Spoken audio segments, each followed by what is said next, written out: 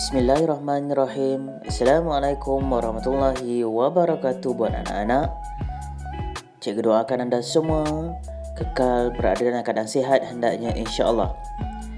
Dengan lafaz Bismillahirrahmanirrahim kita akan sambung mata pelajaran kita pada hari ini, iaitu pendidikan adab ataupun akhlak, iaitu pendidikan adab.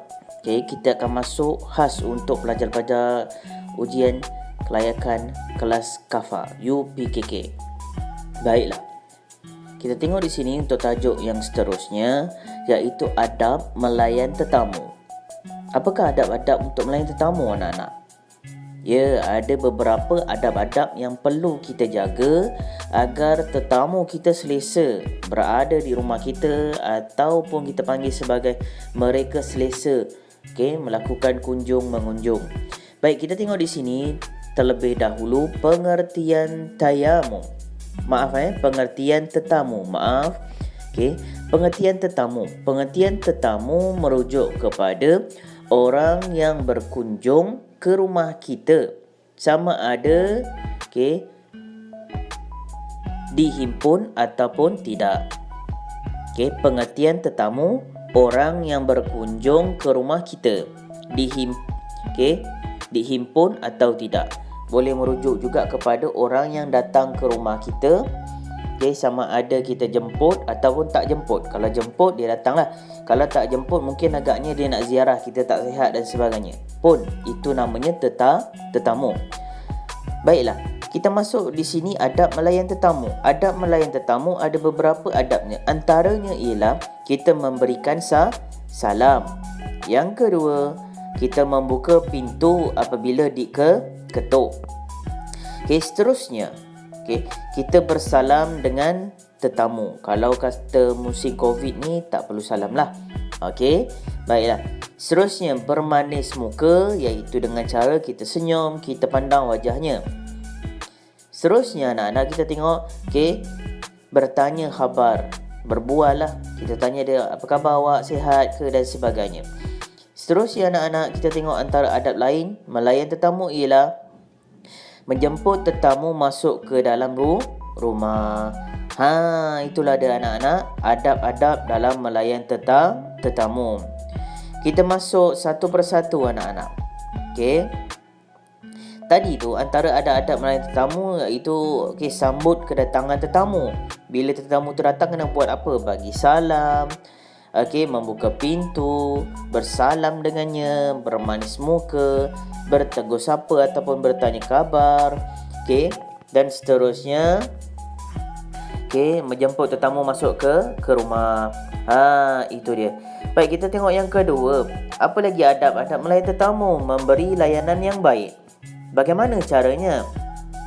Kita nak beri layanan baik dengan cara kita sediakan jamuan yang termampu. Air ke, biskut ke, apa yang ada, itu saja yang kita termampu. Seterusnya, tidak bermegah dan riak. Tidak menunjuk lah. Seterusnya, makan bersama-sama tetamu. Duduk dengan dia tu, janganlah tinggalkan dia seorang-seorang. Macam itulah, tak sedap nanti kalau tinggalkan dia seorang-seorang. Seterusnya, ikhlas melayan tetamu yang datang ke rumah kita. Dan kita kena memberi keselesaan kepada tetamu. Itu dia anak-anak, perkara-perkara yang penting. Baiklah. Kita tengok dekat sini. Antara lain ialah kita memberikan keperluan tetamu. Contohnya apa ya? Memberikan ataupun melayani keperluan tetamu. Yang pertama iaitu bermanis muka, bersalam, menghantar tetamu hingga ke depan, ataupun nak pulang tu kita hantar tetamu ke depan pintu tu, ataupun ke kenderaan dia. Tengoklah pada keadaan. Kalau rumah kita tu ada beranda, ada ruangan depan, hantar ke depan pintu saja. Kita iringi mereka. Seterusnya, ucapkan terima kasih kerana sudi datang ke rumah kita. Mereka ni pembuka rezeki. So kita cakaplah terima kasih. Dan Okey, apa lagi? Kita menyatakan kesudian, menjemput sekali lagi datang ke rumah. Contohnya macam mana anak-anak? Terima kasih Ali datang ziarah hari ni. InsyaAllah nak boleh datang lagi nanti. Senang-senang datang-datanglah lagi. Ziarah lagi insyaAllah. Macam tu. Tu contohnya. Seterusnya, faedah melayan tetamu. Apa faedah-faedah kita untuk melayan tetamu ni? Kebaikannya apa? Yang pertama, dimurahkan rezeki kita. Itu yang pasti anak-anak. Yang kedua, mengikut sunnah Rasulullah. Bila kita ikut sunnah, kita dapat pahala. Baiklah, seterusnya menjadi contoh yang baik. Bila kita layan tetamu, orang yang datang tu cakap, oh baguslah dia ni, baguslah ada adab, baguslah dia ni melayan tetamu dengan baik. Nanti kelak kita datang ke tempat orang, orang akan layan kita dengan baik. Seterusnya, kita akan disayangi oleh Allah dan Rasulullah. Di samping itu, kita dapat mengeratkan hubungan silaturahim. Semakin baik kalau kita susah ada orang tu tolong. Begitulah sebaliknya insya-Allah. Okey. Seterusnya, dan akhir sekali, apa faedahnya? Kita akan bertambah keberkatan dalam kehidupan kita. Itu dia anak-anak, faedah-faedah melayan tetamu. Bagaimana anda hari ini? Pastinya jelas tentang penerangan kita pada hari ini. Baik, cikgu nak masuk untuk sikit lagi untuk tajuk ini, iaitu akibat tidak melayan tetamu. Tadi faedah ni benda baik yang kita dapat kalau kita melayan tetamu dengan baik. Tapi kalaulah kita tak layan tetamu dengan baik, maka akan ada akibat-akibat yang akan terjadi pada diri kita. Apa dia anak-anak? Ya, pastinya tadi rezeki kita akan sempit. Kemudian hidup kita ini akan jauh dari keberkatan. Maka rezeki sempit, hidup tak tenang dan sebagainya. Pastinya kita juga akan dimerukai oleh Allah Subhanahu Wa Taala dan Rasul. Kenapa tak ikut sunnah aku? Begitulah. Okey. Seterusnya, pastinya kita akan mendapat dosa sebab kita tak menunjukkan ciri-ciri agama Islam yang baik. Itu dia anak-anak. Dan yang terakhir, untuk akibat tidak melayan tetamu, apa dia yang akan terjadi? Ia akan merenggangkan hubungan silaturahim. Itu dia anak-anak. Itulah dia tajuk ataupun perkara tentang adab melayan tetamu. Jadi, besar harapan cikgu agar anda semua jelas insya-Allah. Baik, kita nak masuk pelajaran yang seterusnya ataupun tajuk yang seterusnya anak-anak. Apa dia? Adab menziarahi orang sakit. Tadi kita melayan tetamu. Hari ini kita nak sambung tentang macam mana nak layan ataupun nak ziarah orang yang sedang sakit. Ada adab-adabnya. Antaranya anak-anak, berdoa, pilih masa yang sesuai, memberi kata-kata perangsang ataupun kata-kata semangat, memperlihatkan kasih sayang kepada pesakit, membentuk ataupun membantu memenuhi keperluan pesakit dan keluarganya. Digalakkan membawa buah tangan ataupun mungkin agaknya buah-buah ke kuih-kuih ke, cukuplah sekadar yang anda mampu. Mematuhi peraturan waktu melawat di hospital. Kalau ke hospital ada waktu melawat. Kalau dekat rumah tu janganlah datang pukul 3 pagi. Contohnya begitu. Dan tidak membuat bising. Tu dia anak-anak. Itulah adab-adab menziarahi orang sakit. Dan juga ada doa-doa yang boleh kita amalkan. Antaranya apa anak-anak? Doa mendengar kematian ataupun musibah. Kita baca apa? Inna lillahi wa inna ilaihi raji'un. Apa dia artinya? Sesungguhnya kami mempunyai Allah dan kepadanya lah kami akan kembali. Kalau kata terima musibah ataupun kematian, bacalah doa ni. Bukan untuk kematian saja, musibah pun boleh baca. Motor rosak tengah jalan, bacalah ni. InsyaAllah Allah akan permudahkan.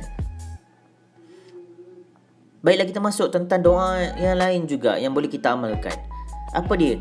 Doa ketika menghadapi kecelakaan. Berlaku kecelakaan, aksiden nampak depan mata ke, tanah runtuh ke, banjir ke, kita sebut apa anak-anak? La haula wala quwata illa billahil aliyil azim. Tu dia. Apa dia erti dia anak-anak?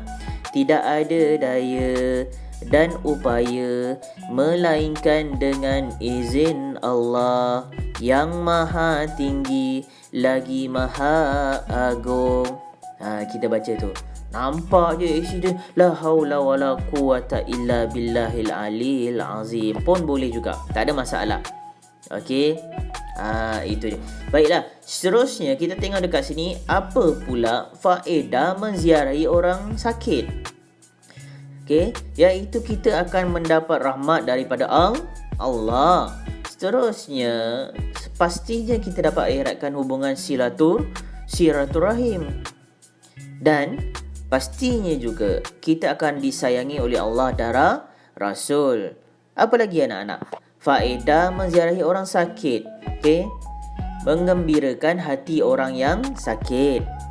2, okey, mengurangkan penderitaan orang yang sakit. Kita datang, kita bagi kata-kata semangat, dia rasa happy. So kita kurangkan kedukaannya. Baiklah, seterusnya, okey, memberi keinsafan kepada diri. Itu dia.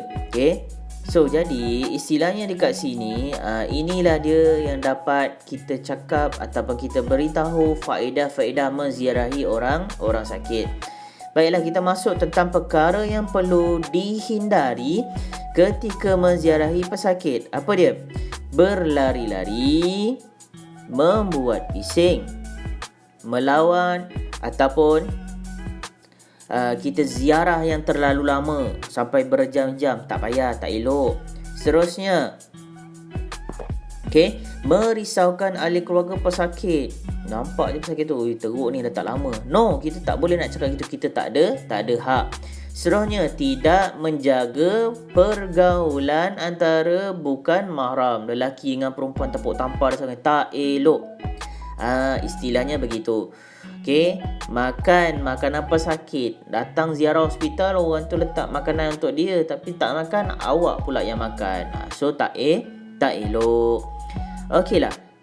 Kita tengok yang terakhir, akibat tidak beradab menziarahi orang sakit. Apa akibat dia anak-anak? Kita akan dibenci oleh Allah dan Rasul. Dan juga pastinya kita akan mendapat dosa. Apa lagi anak-anak yang akibatnya? Kita akan dijatuhkan ataupun kita menjatuhkan maruah diri kita. Seterusnya, kita tidak mendapat rahmat Allah dan akhirnya kita akan dibenci oleh orang yang sakit ke ataupun keluarga dia pandang tak elok lah, pandang sinis dekat kita. So tak elok. Jadi itu dia 2 tajuk ataupun topik kita pada hari ini. Cikgu doakan anda semua jelas dan faham dan dapat mengulang kaji mata pelajaran ini dengan sebaiknya, insya-Allah. Akhir kalam, jangan lupa like, dan subscribe untuk memudahkan anda mengulang kaji pada bila-bila masa sahaja. Sekian, wabillahi taufiq wa hidayah.